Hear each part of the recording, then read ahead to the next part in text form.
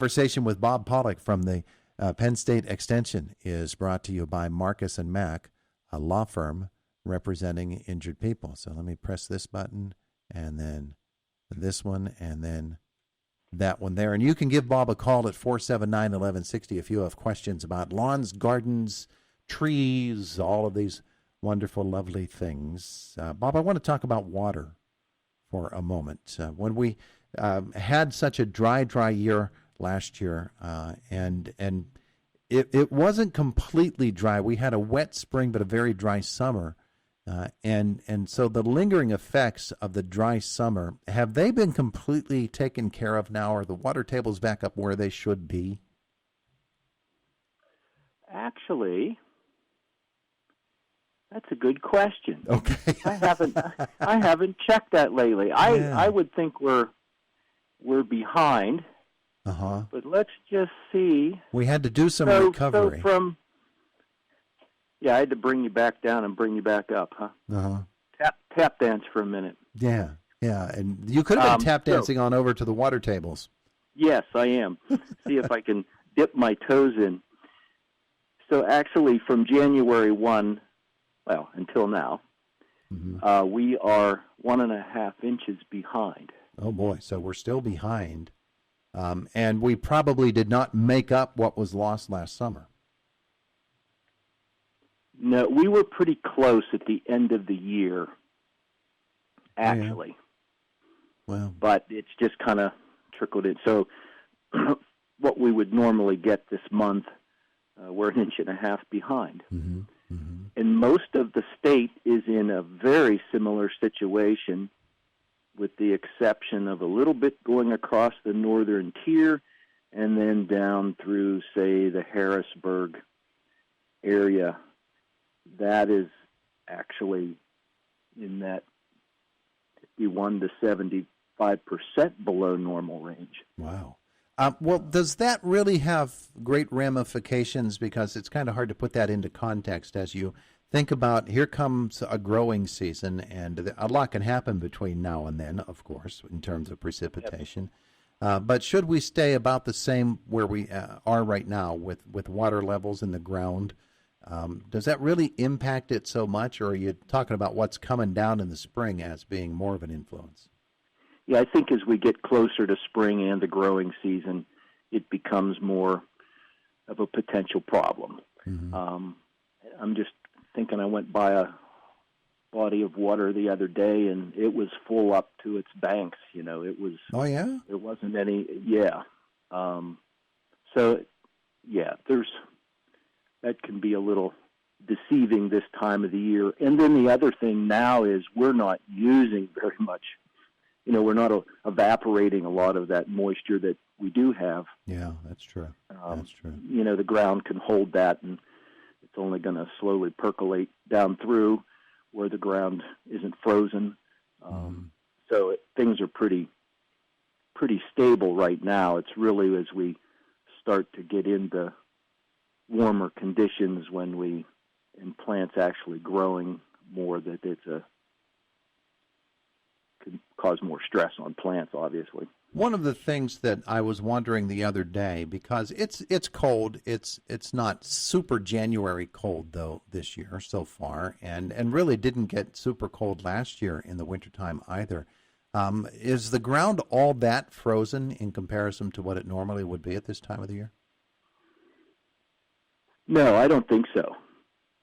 I think if you started digging, you could dig.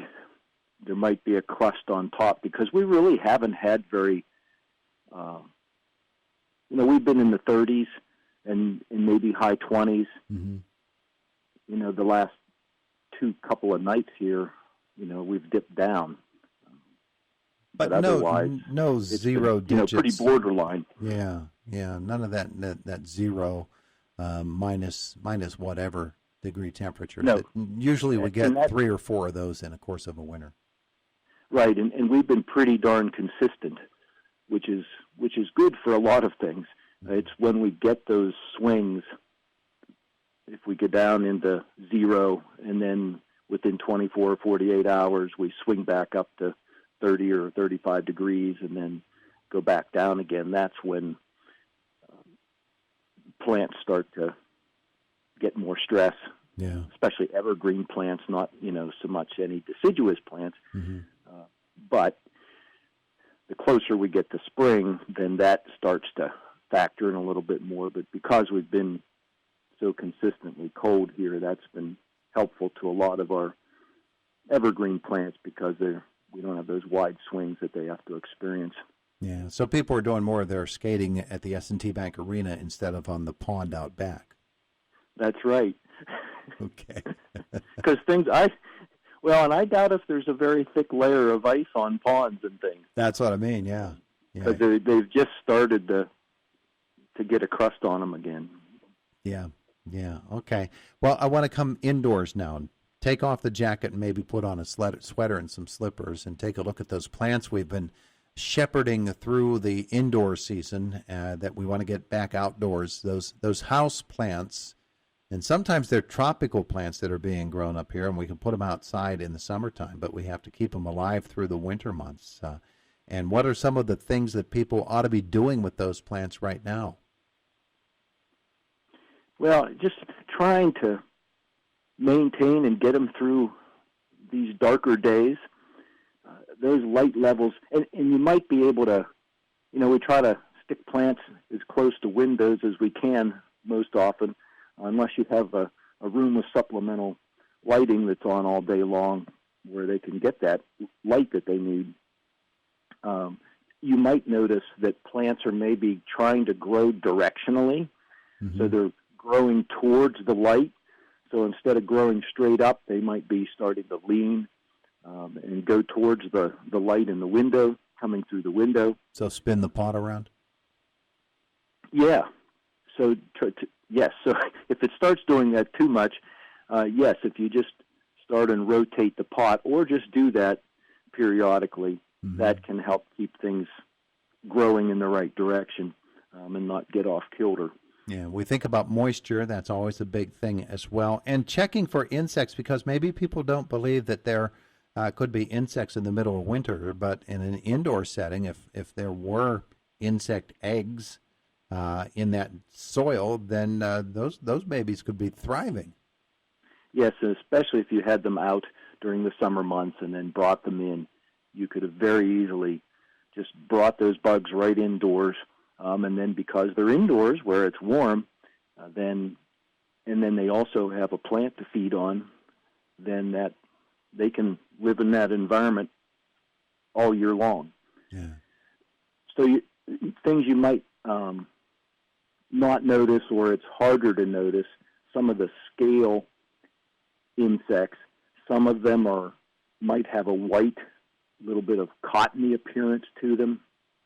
But they would be, they just don't normally go crawling around on the plant. They settle down. They might have a stage of their life cycle that's called a crawler stage or a mobile stage where they move a little bit, but then they settle down and then they'll grow this waxy layer over top of them, which protects them. And then, so you might see this little white spots, and it might be right at the crotch of a branch. A lot of times is where that'll be. But if you notice that, then you may have a scale problem on there. And there's different types of scale. Some might be tan in color or brown in color. Some might blend in with the color of the foliage or the branches, that it makes them a little harder to see, but they still will be little bumps. Some look like oyster shells. Are you spraying those, or are you just picking them off? You can, some of those where there aren't very many, you can use a little Q-tip swab with a little bit of alcohol on and just dab that on there at each spot. Or you can, some are a little bit easier to remove than others, where you could almost take a toothpick or even a toothbrush with soft bristles that you could just get in there and get into those spots and just kind of rake them out in a sense. There you go. Yeah, and you can also, And depending on where they are in their life stage, they can be pretty resistant to any treatments we might try to do. So if we wanted to use insecticidal soap, it may not work. Okay.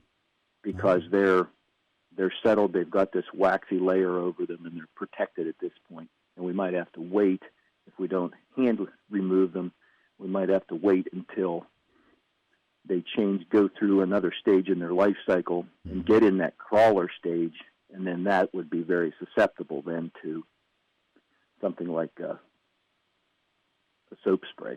Yeah. Well, we're headed toward the end of January. This is our last January visit, so we'll be talking in February, and the dynamics probably won't change all that much about what we're doing around the house, waiting for the growing season to come, but maybe we'll talk a little bit more about preparing for that time when you can go back outdoors and start working on the yard.